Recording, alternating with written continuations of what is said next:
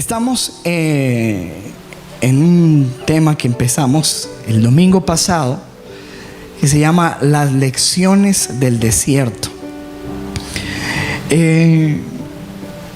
La Biblia nos habla mucho del desierto, como les he comentado estos días, y allí en ese lugar específico el Señor llevó a su pueblo durante 40 años, y no solamente a su pueblo, a muchos hombres, siervos de Dios en la Biblia. Nos dice que los llevó al desierto con propósitos claros,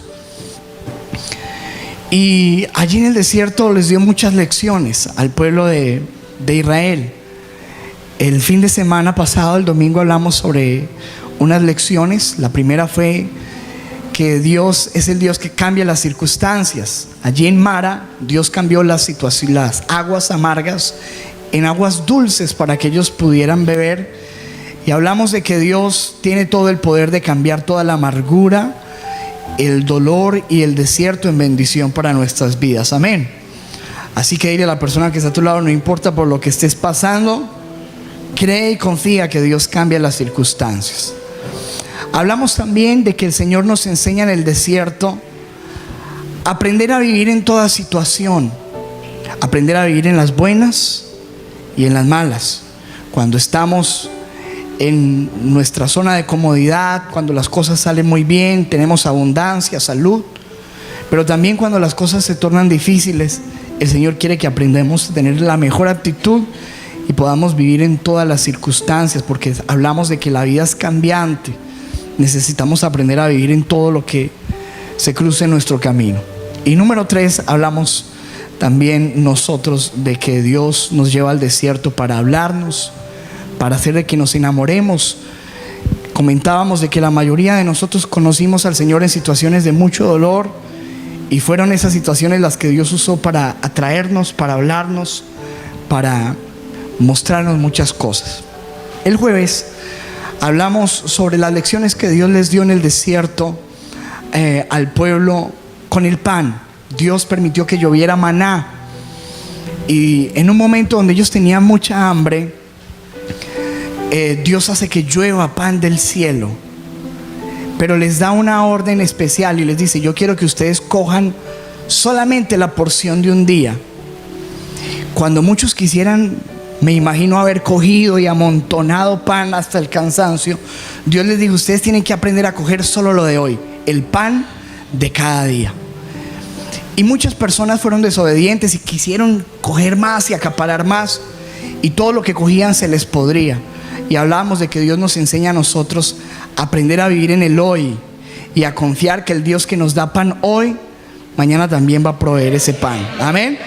Así que usted no tiene que por temor ponerse a acaparar, a coger o a dudar de su provisión de mañana, porque Dios es el que ha dicho: danos hoy el pan de cada día. Aprendimos sobre la necesidad, ¿cierto?, de depender de Dios cada día. Hablamos sobre el descanso. Dios ha establecido un tiempo también para descansar, y en ese tiempo el pueblo no podía salir a buscar pan.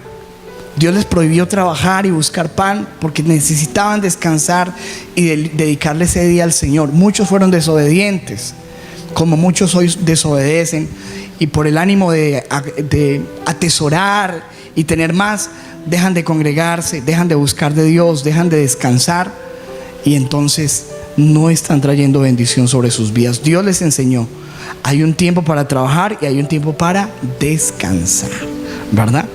Y también hablábamos sobre la lección que Dios les dio en el desierto con el pan, de que nunca en todos sus 40 años, dice la Biblia, hasta que llegaron a la tierra prometida, nunca el Señor les faltó con el pan, ¿cierto? Hablábamos de que el Señor nunca nos va a faltar a nosotros con nuestras necesidades.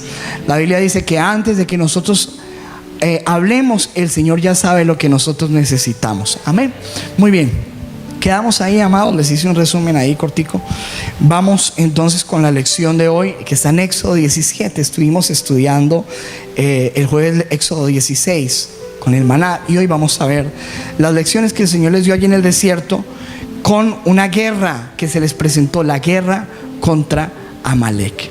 Estamos ahí, Éxodo 17, versículo 8. Dice la Biblia de la siguiente manera: entonces vino Amalek y peleó contra Israel en Refidim.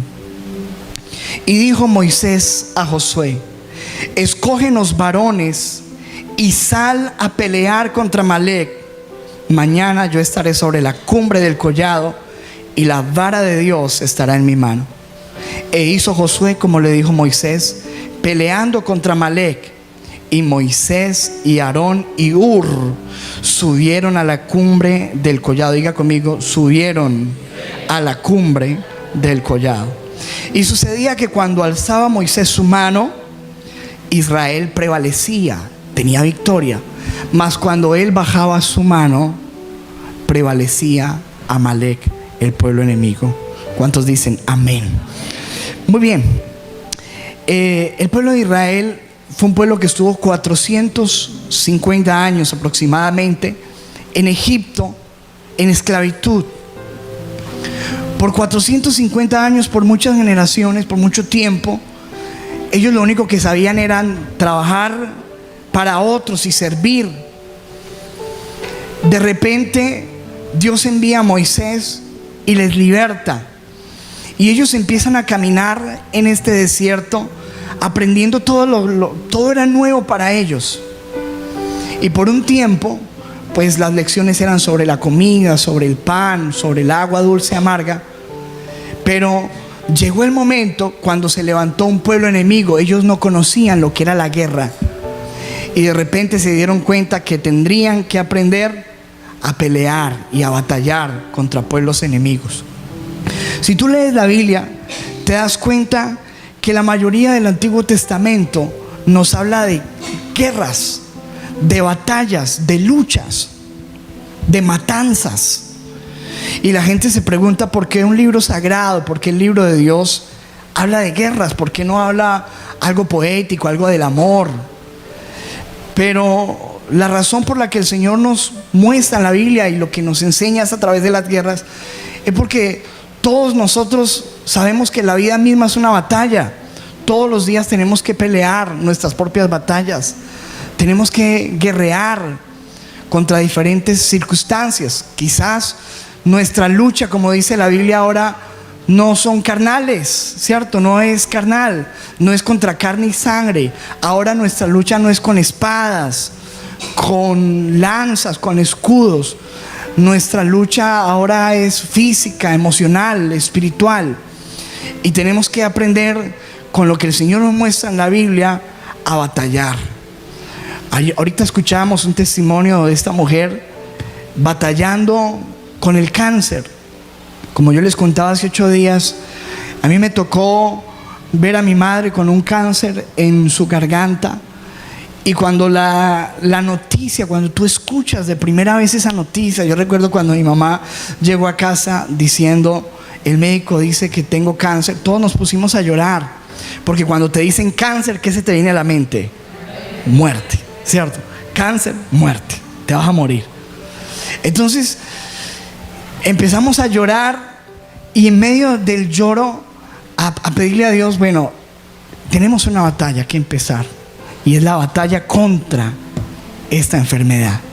Y sabemos de que el nombre de Jesús está sobre todo nombre de cualquier enfermedad, de cualquier situación. Y empezamos a batallar. No fue fácil. De repente, cosas que en lo natural son fáciles y normales se vuelven las cosas más desastrosas. Porque, por ejemplo, ¿a quién le duele aquí motilarse? Nunca, ¿cierto? A Juan Manuel. Pero yo recuerdo cuando mi mamá se tuvo que cortar el pelo, todos lloramos. Y de repente algo que es tan fácil, cortarse el pelo, se volvió un desastre. Verla a ella sin cabello y llorando. Entonces son las batallas que tenemos nosotros que empezar a pelear en la vida. Y lo que el Señor nos muestra allí en la Biblia es que Dios permite que se levante ese pueblo Amalec y se vienen a guerrear. Y dice: bueno, llegó el tiempo de pelear. Y entonces, en lo natural y en lo físico, lógicamente tenían que enfrentarlos con golpes, ¿cierto? Y con lanzas y con espadas, con lo que tuvieran. Y Dios dice, Moisés dice: Josué, escoge varones que sean aptos y sal a pelear. Pero mientras que tú peleas, nosotros, y escogió 2 personas, vamos a subir a la cumbre a orar. Amén. Y mientras que ellos estaban en lo natural peleando sus batallas, había una batalla más fuerte, que era lo que nos hablaba Duan ahora.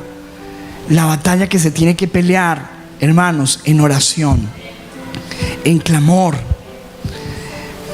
Y la primera lección que nosotros tenemos que aprender, hermanos, es la necesidad de la oración en nuestras luchas cotidianas.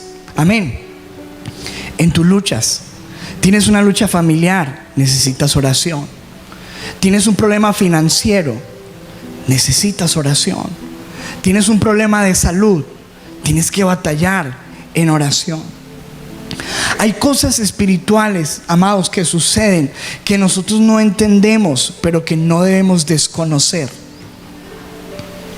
Por mucho tiempo y le dijeron a Pasteur que era loco, porque él dijo que había microorganismos, bacterias, que nos atacaban y nos hacían daño. Y por mucho tiempo se burlaron y dijeron: está loco. Pero cuando se inventó estos aparatos, microscopios y todo, nos dimos cuenta que hay un mundo invisible que nos afecta. En lo espiritual hay un mundo invisible que nos afecta. Y tenemos que guerrear lo que es espiritual. No se puede guerrear en la carne, tiene que guerrearse espiritualmente. Y eso se hace a través de la oración. La Biblia nos cuenta, como nos contaba ahorita Duan, la Biblia dice que Daniel estaba orando y llevaba 9 días en oración, clamando, ayunando, orando. Y de repente viene un ángel y le dice: desde el primer día en que dispusiste y humillaste tu corazón para orar, Dios trajo respuesta. Pero había una oposición en los aires, dice la Biblia, que impedía que esa respuesta llegara a Daniel. ¿Está eso en la Biblia o me equivoqué? Entonces fíjese, hermano, que hay cosas que suceden en los aires, que usted dice: ¿por qué no se da mi sanidad? ¿Por qué yo no salgo de esta situación? ¿Por qué no viene la respuesta a mi vida? Hay cosas que hay que batallarlas en oración. Y por eso Moisés le dice: tenemos que batallar, subamos al monte y clamemos al Señor.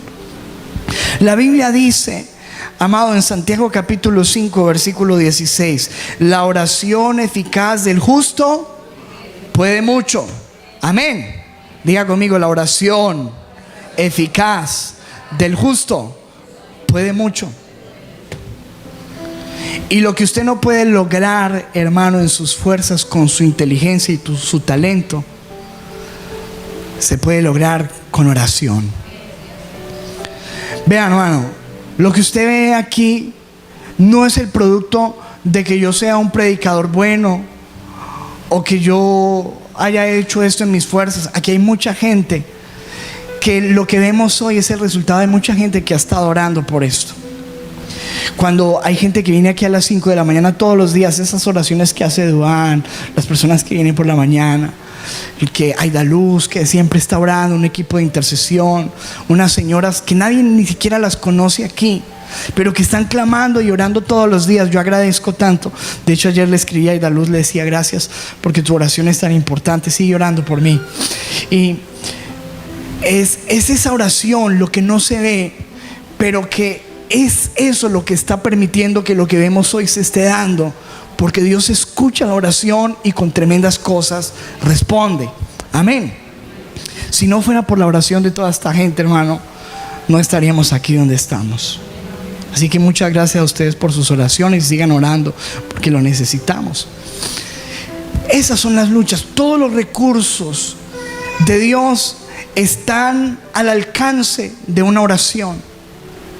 Pensemos, hermano, en nuestro mayor ejemplo. Nuestro mayor ejemplo en la tierra no es un pastor que sale por televisión, ni nadie aquí en la tierra. Nuestro mayor ejemplo es el Señor Jesús.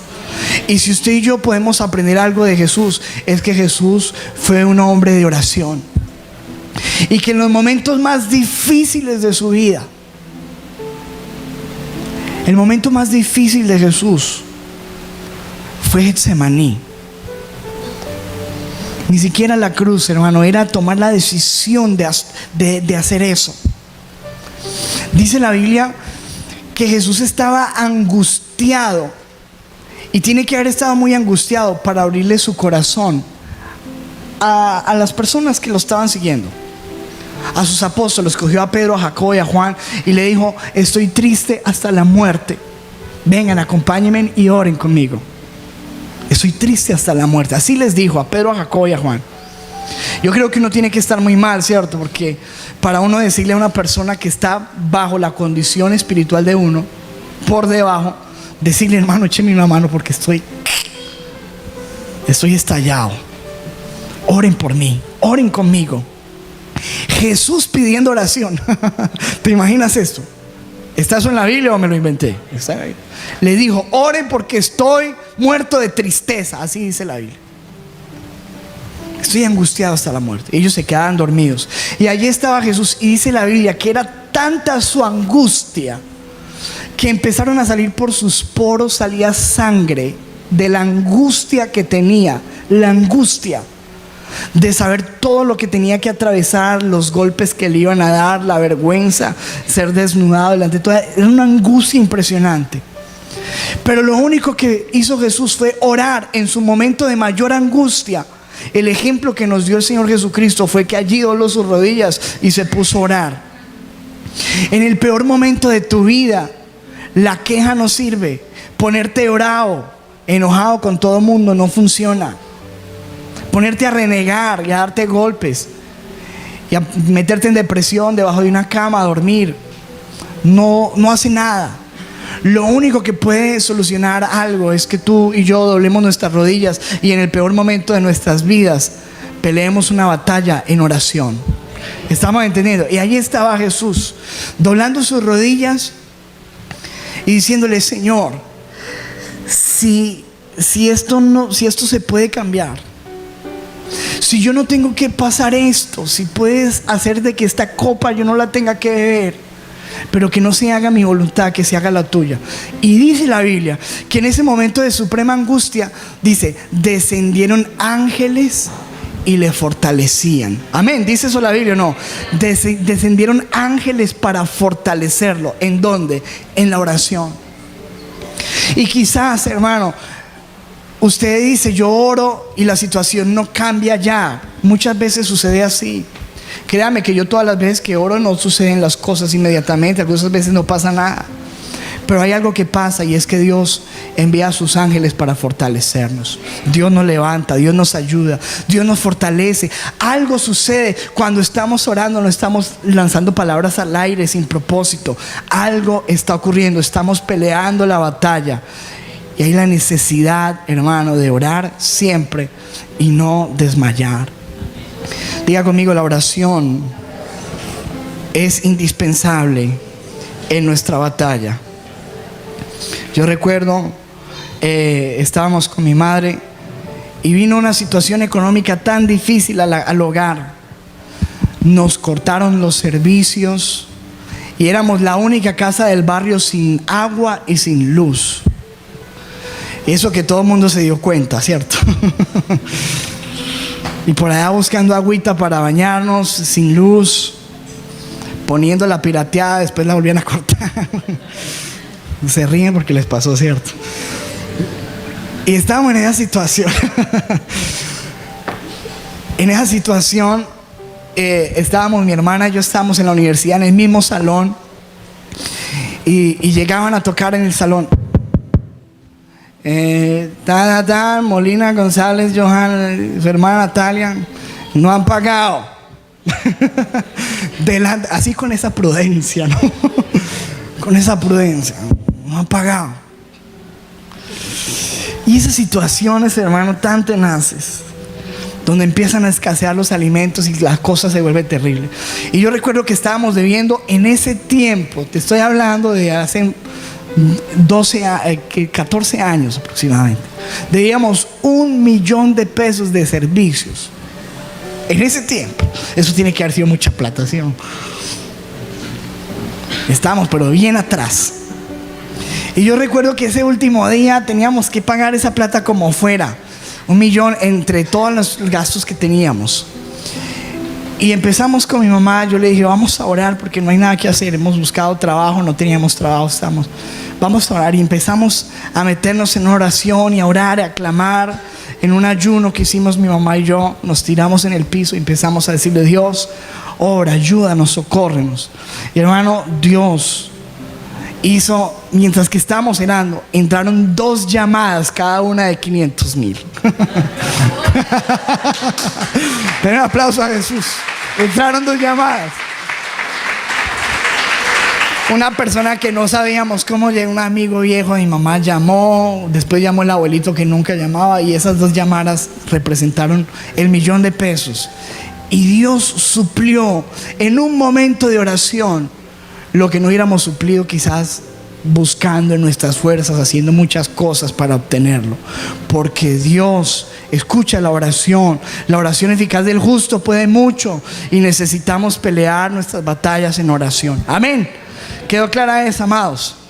Muy bien, volvamos al texto, por favor. Hechos 17, versículo 12. Y las manos de Moisés se cansaban, por lo que tomaron una piedra y la pusieron debajo de él, y se sentó sobre ella. Y Aarón y Hur sostenían sus manos del uno y del otro lado. Así hubo en sus manos firmeza hasta que se puso el sol. Escúcheme, porque imagínese usted la responsabilidad de Moisés. Piense usted en esto. Montémonos en la película. Usted es Moisés, y usted sabe que allá abajo de ese monte están todos sus familiares, todo su pueblo. Y cuando usted tiene las manos subidas, ellos están ganando. Pero cuando usted se cansa y baja los brazos, cada vez que usted baja los brazos, empiezan a matar a su familia, empiezan a matar a sus hijos, empiezan a matar a sus amigos, empiezan a matar a su pueblo. ¿Se imagina esa responsabilidad? Uno no baja los brazos por nada. Pero uno no es un superhéroe. Por mucho que usted quiera, es imposible lograr mantener una vara arriba en oración solo. Llegó el momento en que Moisés no era capaz, no podía más, y necesitaba que alguien le ayudara. Y fue en ese momento que trajeron una roca, se sentó, pero el dolor era impresionante, hasta que llegaron sus 2 amigos, y uno le sostuvo un brazo y el otro le sostuvo el otro, y entre los 3 lograron permanecer firmes en oración hasta que Dios les diera la victoria. Hermano, eso es una lección que Dios nos da sobre el poder que hay en la unidad. En la unidad necesitamos unirnos. Mire, la Biblia dice en Eclesiastés capítulo 4 versículo 9: mejores son 2 que 1, porque tienen mejor paga de su trabajo. Porque si cayeren el uno, levantará a su compañero. Pero ay del solo, que cuando cayere no habrá segundo que lo levante. Diga conmigo: ay del solo. Uno no puede caminar en esta vida como el llanero solitario, porque en algún momento usted va a necesitar que alguien le levante los brazos y le ayude. Amén. Eclesiastés 4:12 dice: si alguno prevaleciere contra uno, 2 le resistirán, y cordón de 3 dobleces no se rompe pronto. Ahí habla sobre el 1, el 2 y el 3. Dice: 1 no aguanta, 2 medio resisten, pero 3 son indestructibles. Amén. Y aquí habían 3 hombres, como un cordón, unidos en un propósito, orando una misma oración, clamando por un pueblo. Y Dios en esa unidad trajo la victoria. Hermano, nosotros tenemos que aprender a asociarnos. Y esto es lo lindo de los grupos de conexión. Hay gente que está en la iglesia que todavía no ha entendido la visión, y por eso no hace parte y no se esfuerza por sacar su tiempo. Pero saque su tiempo, amado, y únase a un grupo de conexión, porque usted necesita a alguien que ore por usted, y su oración es necesitada por otro también. Usted no sabe, hermano, la vida cambia tanto. A nosotros nos ha tocado ver personas en una cama que no pueden ni bañarse, que no pueden ni siquiera entrar a un baño solos. Dios los de alguna manera ha permitido que lleguen a un punto de esos. Y me ha tocado ver hermanitas de aquí de la iglesia ir a ayudar a hacer un oficio, a ayudar a bañar a una persona. Y usted no tiene que esperar a que eso le pase para unirse con las personas, para demostrar de que usted necesita a los demás. Necesitamos aprender a asociarnos. Usted necesita unos amigos, unos hermanos donde usted pueda decir: ayúdeme, estoy flojo, estoy desanimado, por favor oren por mí, ayúdeme. Usted y yo necesitamos aprender, no es fácil. Si hay algo que cuesta, amado, es unirnos, porque somos diferentes. Pero necesitamos aprender a unirnos a pesar de nuestras diferencias y a estarnos fortalecidos. A lo mejor usted no está en esa hora de dolor, pero hay otro que sí está y necesita fuertemente su ayuda. Una oración, un abrazo, una llamada. Estos hombres se unieron y Dios demostró, hermano, que en la oración unida hay un poder que se desata. De hecho, hermano, ni siquiera en la Biblia Dios nos habla sobre la unidad desde el principio. Y aún no necesita una persona ser cristiana para darse cuenta que cuando se une con los demás le va mejor. El trabajo en equipo trae mejores resultados. La Biblia nos cuenta, por ejemplo, lo que sucedió con la torre de Babel, Génesis 11. Vaya por favor allí, versículo 1. Tenía entonces toda la tierra una sola lengua y unas mismas palabras. Escuche, ¿cómo estaban? Tenían una sola, o sea, diga conmigo, hablaban lo mismo, un mismo lenguaje. Y aconteció que cuando salieron de oriente, hallaron una llanura en la tierra de Sinar y se establecieron allí. Y dijeron: vamos, edifiquémonos una ciudad. ¿Cuántas ciudades? Una ciudad y una torre cuya cúspide llegue al cielo, y hagámonos un nombre, por si fuéramos esparcidos sobre la faz de toda la tierra. Y escuche, descendió Jehová, Dios, para ver la ciudad y la torre que edificaban los hijos de los hombres. Y Jehová dijo: he aquí, el pueblo es uno, y todos tienen un solo lenguaje, y han comenzado una sola obra, y nada les hará que desistir ahora de lo que han pensado hacer. Ahora pues descendamos y confundamos su lengua, para que ninguna entienda el habla de su compañero. Escúcheme, esta gente se había unido. Lo que pasa es que se habían unido con un propósito equivocado, bajo una iniciativa personal que nunca fue dirigida por Dios. Ese fue el delito. El propósito de Dios no era que se establecieran en un solo lugar, sino que se esparcieran. Ellos no querían esparcirse, querían estar unidos. Y dijeron: vamos a construirnos una ciudad y vamos a hacer una torre. Y tenían tanto propósito que Dios dijo: esta gente está tan unida que el único que puede acabar con esto soy yo. Nada los hará desistir, porque están en unidad, unánimes, hablan un mismo lenguaje. Y le tocó a Dios venir a confundir su lenguaje. Y cuando ellos dejaron de entenderse, todo se vino a pique y tuvieron que esparcirse y fueron divididos.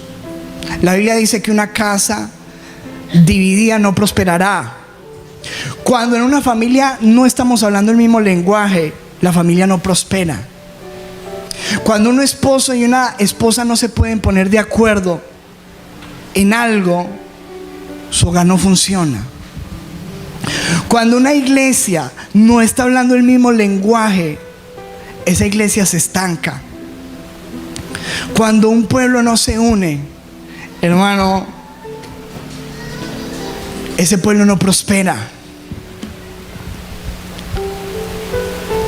Escúcheme, amado, porque si hay algo, yo jamás me decepciono de Dios, nunca me decepcionaría de Dios. Yo amo a Dios y amo sus principios, pero muchas veces me decepciono de la iglesia, del pueblo de Dios, porque el pueblo de Dios, desafortunadamente, es un pueblo sin misericordia, donde si alguien cae, vamos a juzgarlo, a criticarlo y le vamos a dar con palo.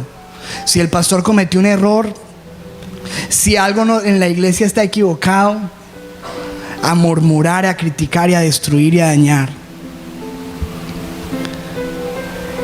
Y por eso el pueblo de Dios no puede surgir y seguir adelante, porque hay algunos que murmuran, que critican, que chismean, que cuando cae su hermano le ven una falta, en vez de cubrirlo y de ayudarle, se ponen a criticar de él y a murmurarlo.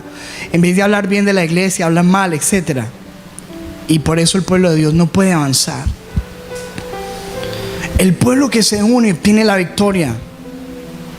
Yo recuerdo que un día como iglesia tuvimos un problema muy grande. Cuando nos demandaron por sonido, por tantas cosas, tuvimos un gran problema. Y en una reunión, César, estábamos ahí en un grupo y me dijo: pastor, ustedes no tienen una asociación de pastores, ustedes ¿por qué no se unen y vencen ese problema juntos? Yo veo, y me ponía el ejemplo de los taxistas. A un taxista lo roban o le pasa algo y se mete en un problema el ladrón, porque esa gente se une y todos se llaman y acaban con el que tengan que acabar, ¿sí o no? Son unidos. El pueblo de Dios no. Este cayó, uy, ¿cómo así cuente? Uy, ya, no nos unimos, no hablamos un mismo lenguaje, no estamos en un mismo sentir, no estamos orando por lo mismo, no nos preocupamos los unos por los otros, y por eso la iglesia no prospera. Necesitamos entender este principio que Dios estableció allí en la palabra. Número 1, la necesidad de orar para pelear nuestras batallas. Número 2, orar juntos. Buscar personas que se conviertan en nuestros compañeros de oración.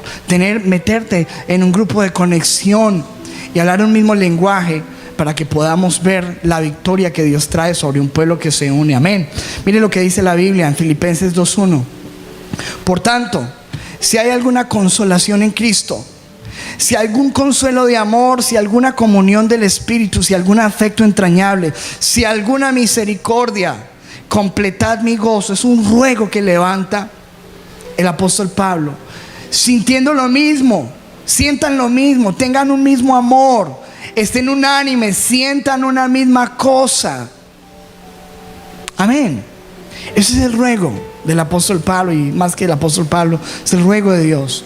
Tengan un mismo sentir, hablen un mismo lenguaje. Si ustedes quieren prosperar como familia, como organización, como iglesia, como ciudad, tenemos que hablar un mismo lenguaje. Mateo 18, versículo 19. Escuchen lo que dice la palabra. Otra vez les digo que si 2 de ustedes se ponen de acuerdo en la tierra acerca de cualquier cosa que pidan, les será hecha por mi Padre que está en los cielos. Si se ponen de acuerdo, es una oración poderosa. Yo sé, amado, el concepto de la oración personal, lo tengo muy claro. Y que la Biblia dice que entra en tu cuarto y cierra la puerta y ora a tu Padre que ve en lo secreto, y tu Padre que ve en lo secreto recompensará en público. Eso es verdad, y eso es oración. Pero no puede dejar de desconocer lo que dice la Biblia, que debemos unirnos. Si 2 o 3 de ustedes se ponen de acuerdo para orar por algo, mi Padre lo hará. El poder de la oración unida. No es fácil orar juntos, pero es necesario ponernos de acuerdo y orar. Yo sé que usted ora en su casa, pero hermano, pídale a Dios que le revele el poder de la oración unida, congregacional, porque ahí hay poder de Dios también. Amén. Eso es lo que el Señor nos muestra. Eso es lo que le pasó a Moisés, allí unido en oración con otros. Siguiente, y termino con este principio. Éxodo 17, versículo 13. Y Josué deshizo a Amalec y a su pueblo a filo de espada. Me sorprende ese versículo, porque ese versículo da la idea, pareciera como que nos insinúa la Biblia que Josué fue el que ganó la batalla, ¿cierto? ¿Qué dice la Biblia? Y Josué deshizo a Amalec a filo de espada. La pregunta es, ¿eso es realidad? Totalmente. ¿Ganó él la batalla solo? No. Lógicamente él peleó, pero si Moisés no hubiera estado allá arriba orando, el filo de la espada no hubiera servido jamás. Y escúcheme, hermano, porque el tercer principio que yo quiero que hoy podamos llevarnos para la casa es sobre la necesidad del equilibrio entre la oración y la acción. Diga conmigo, oración y acción. Tiene que haber un equilibrio, amado, un equilibrio. Porque si usted se pone a orar, y usted es muy bueno que ore y ore todo lo que quiera, pero usted no hace nada, eso está medio. O sea, si ellos se ponían a orar en la montaña, pero Josué se quedaba cruzado de brazos con el pueblo ahí sentados cantando alabaré, ¿qué pasaba? Hay gente que espiritualiza mucho las cosas. Hermano, sí, usted tiene que orar, pero también tiene que trabajar, tiene que accionar, tiene que meterle pata a esa oración. Ahora, si usted se pone a accionar, porque es que somos de extremos, y accionamos y trabajamos, pero no oramos, tampoco funciona, amado. Porque ahí es donde usted viene el estrés, viene la enfermedad, viene el desgaste espiritual, vienen las más grandes derrotas en su vida, las peores decisiones que toma por falta de dirección espiritual. ¿Por qué? Porque usted se pone a accionar y se pone a trabajar y se pone a hacer, pero descuida la oración. Así que, hermano, escúcheme, aquí toca como le tocó a Esdras cuando estaban, a Nehemías cuando estaban reedificando el muro. La Biblia dice que ellos estaban trabajando y con la espada ahí también peleando y preparados para la batalla. Hermano, es accionando y es guerreando en oración al mismo tiempo. No podemos inclinarnos hacia un solo lado. Hay gente que es muy linda, de mucha oración, ora mucho en la iglesia, pero no hace nada. Hermano, usted tiene que meterle pata a la oración. Porque la Biblia dice, hay un principio en la Biblia que dice que Dios bendecirá todo lo que nosotros le pongamos la mano. ¿Sí o no? Pero si usted no le pone la mano a nada, ¿qué va a bendecir Dios? ¿Su oración? Sí, usted ora muy lindo, pero no hace nada. Usted ora muy lindo, pero no sale a buscar trabajo. Usted, hermano, hay gente que se enferma con estos conceptos cuando no los entiende muy claramente. Conocí a un señor, hermano, estaba enfermo ya. Su casa se volvió un desastre. Sus hijos no tenían comida, su esposa lloraba, hermano, porque empezó una situación y el hombre se ponía a orar 5 horas de rodilla en la casa y no trabajaba. Que porque no, que porque él era un hijo del rey y que un hijo del rey no va a salir a trabajar por un mínimo, y se ponía a orar 5 horas. Y hermano, eso ni ministrando, creo que con Dubán fuimos por allá a orar. Tenaz, hermano, tenía el hogar vuelto nada por volverse místico y no entender, hermano, que no es solamente que usted ore, salga, hermano, y muévase en fe. Jesús se pasaba toda la noche orando y salía todo el día a hacer milagros. ¿Sí o no? ¿Cierto que sí? Se iba a hacer milagros todo el día, pero tenía un tiempo de oración y un tiempo de acción. Hermano, ore y estudie, ore y trabaje, ore y capacítese, ore por su hogar, pero sea buen papá. Porque hay gente que dice, pastor, oré por mis hijos que están muy rebeldes. Sí, yo oro y usted ora, pero no pasa nada. ¿Por qué? Porque usted es un mal padre. Usted no pasa tiempo con ellos, usted no les da amor, y usted puede pegarse las rodillas orando, hermano, pero Dios no va a ser papá de sus hijos. Usted tiene que ser el papá de sus hijos. Usted tiene una responsabilidad. ¿Entiende, amado? Salga, hermano, ore por sus hijos, pero salga y déles buen ejemplo, déles amor, déles pico, cómprele cosas. Ay, pastor, oré por mi matrimonio. Sí, yo oro por su matrimonio, pero haga alguito, ayúdese, hijo. ¿Sí o no? Cómprele un clavel. Cómprele un par de medias a su esposa, hermano. Demuéstrele de alguna manera que la ama. Porque usted puede orar mucho, pero si ella no se siente amada, si usted no le está dando amor, no pasa nada, hermano. ¿Cuántos me están entendiendo el principio? Espero que nadie lo malentienda, porque no estoy diciendo que no debemos orar. Al contrario, tenemos que orar todo lo que podamos, pero tenemos que actuar también. ¿Usted quiere un trabajo? Sí, órele al Señor, pero salga y riegue hojas de vida, que las hojas de vida no se las va a llevar el ángel por allá, Coca-Cola.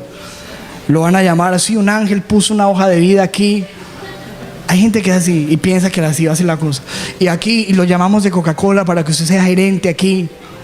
¿Cómo llegó la hoja de vida? No sé, un ángel la puso. No. Creo que Dios lo puede hacer, ¿cierto? Dios puede hacer lo que le dé la gana porque Él es Dios. Pero Dios ha dicho, amado, que Él va a bendecir el trabajo de nuestras manos. Así que póngale las manos a algo. Póngale la mano, usted no tiene nada que hacer, cómprese una masa, póngase a hacer arepas y Dios va a bendecir la obra de sus manos. Esas arepas le van a quedar deliciosas, usted las va a vender todas y se va a ir planteando. ¿Está entendiendo, amado? Yo veo que hay gente, hermano, que es próspera. Yo veo gente que sale, pone un puestico y les va bien. Y hay gente que se queda esperando. Muchas veces se decepciona, hermano, uno de los cristianos. Muy espirituales, pero no hay emprendedores. Haga algo, hermano. Yo veo gente varada que no hace nada. Y pastor, ahí en la lucha, haga algo, mijo. Saque un puesto de arepas, póngase a trabajar, haga algo. Haga algo para que Dios bendiga ese algo. ¿Está entendiendo? Dios bendice lo poco. Dios puede coger 5 panes, 2 peces y multiplicarlo. Pero tiene que haber algo ahí para que Dios multiplique. ¿Cierto que sí? Póngale acción a su vida. Y escúcheme, no se me vaya a ir al otro extremo, que se pone a trabajar, a esforzarse y todo y me descuida la oración.